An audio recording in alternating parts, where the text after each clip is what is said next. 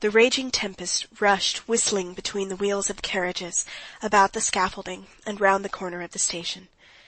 The carriages, posts, people, everything that was to be seen was covered with snow on one side, and was getting more and more thickly covered.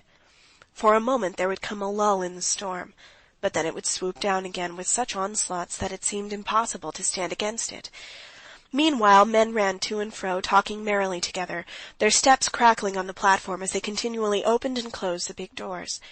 The bent shadow of a man glided by at her feet, and she heard sounds of a hammer upon iron. "Hand over that telegram," came an angry voice out of the stormy darkness on the other side. "This way, number 28, several different voices shouted again, and muffled figures ran by covered with snow. Two gentlemen with lighted cigarettes passed by her. She drew one more deep breath of the fresh air, and had just put her hand out of her muff to take hold of the door-post and get back into the carriage, when another man in a military overcoat, quite close beside her, stepped between her and the flickering light of the lamp-post. She looked round, and the same instant recognized Vronsky's face. Putting his hand to the peak of his cap, he bowed to her and asked, was there anything she wanted? Could he be of any service to her? She gazed rather a long while at him without answering, and in spite of the shadow in which he was standing, she saw, or fancied she saw, both the expression of his face and his eyes. It was again that expression of reverential ecstasy which had so worked upon her the day before. More than once she had told herself during the past few days, and again only a few moments before, that Vronsky was for her only one of the hundreds of young men, forever exactly the same, that are met everywhere, that she would never allow herself to bestow a thought upon him. But now, at the first instant of meeting him, she was seized by a feeling of joyful pride. She had no need to ask why he had come. She knew as certainly as if he had told her that he was here to be where she was. "I didn't know you were going. What are you coming for?" she said, letting fall the hand with which she had grasped the door-post. An irrepressible delight and eagerness shone in her face. "What am I coming for?" he repeated, looking straight into her eyes. "You know that I have come to be where you are," he said. "I can't help it." At that moment the wind, as it were surmounting all obstacles, set the snow flying from the carriage roofs, and clanked some sheet of iron it had torn off, while the hoarse whistle of the engine roared in front, plaintively and gloomily. All the awfulness of the storm seemed to her more splendid now. He had said what her soul longed to hear, though she feared it with her reason. She made no answer, and in her face he saw conflict. "Forgive me if you dislike what I said," he said humbly. He had spoken courteously, deferentially, yet so firmly, so stubbornly, that for a long while she could make no answer. "It's wrong what you say, and I beg you, if you're a good man, to forget what you've said, as I forget it," she said at last. "Not one word nor one gesture of yours could I, ever forget." "Enough, enough!" she cried, trying assiduously to give a stern expression to her face, into which he was gazing greedily.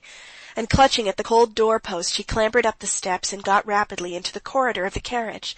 But in the little corridor she paused, going over in her imagination what had happened. Though she could not recall her own words or his, she realized instinctively that the momentary conversation had brought them fearfully closer, and she was panic-stricken and blissful at it.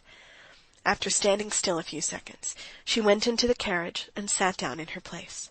The overstrained condition which had tormented her before did not only come back, but was intensified, and reached such a pitch that she was afraid every minute that something would snap within her from the excessive tension. She did not sleep all night, but in that nervous tension, and in the visions that filled her imagination, there was nothing disagreeable or gloomy. On the contrary, there was something blissful, glowing, and exhilarating. Towards morning Anna sank into a doze, sitting in her place, and when she waked it was daylight, and the train was near Petersburg. At once thoughts of home, of husband, and of son, and the details of that day and the following came upon her. At Petersburg, as soon as the train stopped and she got out, the first person that attracted her attention was her husband. "Oh, mercy, why do his ears look like that?" she thought, looking at his frigid and imposing figure, and especially the ears that struck her at the moment as propping up the brim of his round hat. Catching sight of her, he came to meet her, his lips falling into their habitual sarcastic smile, and his big, tired eyes looking straight at her. An unpleasant sensation gripped at her heart when she met his obstinate and weary glance, as though she had expected to see him different. She was especially struck by that feeling of dissatisfaction with herself that she experienced on meeting him. That feeling was an intimate, familiar feeling, like a consciousness of hypocrisy, which she experienced in her relations with her husband. But hitherto she had not taken note of the feeling. Now she was clearly and painfully aware of it. "Yes, as you see, your tender spouse, as devoted as the first year after marriage, burned with impatience to see you," he said in his deliberate, high-pitched voice, and in that tone which he almost always took at her, a tone of jeering at anyone who should say in earnest what he said. "Is Seryozha quite well?" she asked. "And this is all the reward," said he, "for my ardor. He's quite well." End of chapter 30. This recording is in the public domain.